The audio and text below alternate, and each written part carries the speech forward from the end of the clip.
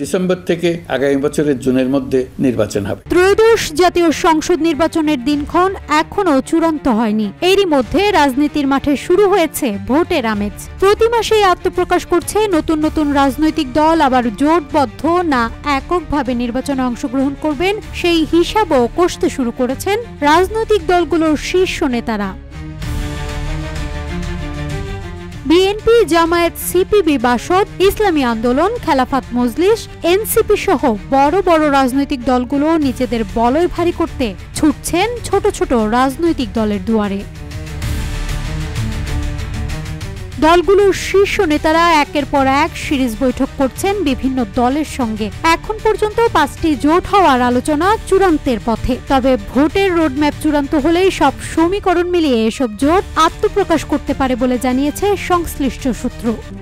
RICL TMX, যুগের পর যুগ স্থাপনা থাকে মজবুত। বাংলাদেশ নির্বাচন কমিশনের তথ্য মতে দেশের বর্তমানে নিবন্ধিত রাজনৈতিক দলের সংখ্যা 55, অনিবন্ধিত দলের সংখ্যা শতাধিক। এর মধ্যে 66টি নতুন রাজনৈতিক দল নিবন্ধনের জন্য ইতোমধ্যে ইসিতে আবেদন করেছে। এনসিপি সহ কয়েকটি রাজনৈতিক দল নিবন্ধনের আবেদনের সময়সীমা বাড়ানোর জন্য ইতোমধ্যে ইসিতে আবেদন করেছেন।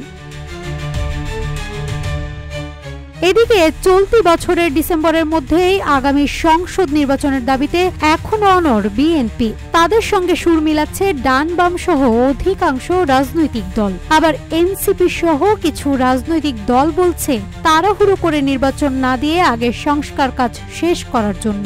সংস্কার শেষে নির্বাচনের দাবিতে তারাও অনড়।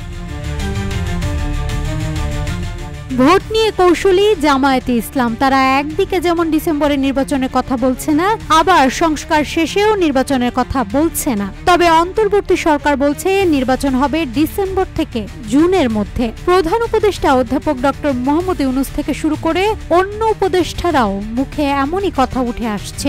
যদিও নির্বাচন কমিশন বলছে তারা ডিসেম্বরের মধ্যেই নির্বাচনের জন্য প্রস্তুতি নিচ্ছে। জুলাই গণঅভ্যুত্থান পরবর্তী নতুন বাস্তবতায় আগামী নির্বাচনে আওয়ামী লীগ সহ তার মিত্র রাজনৈতিক দলগুলো অংশগ্রহণ করতে পারবে কিনা তা এখনো নিশ্চিত নয়। সরকার ও জুলাই গণঅভ্যুত্থান শক্তি তাদের বাইরে রেখে নির্বাচন করতে চায়।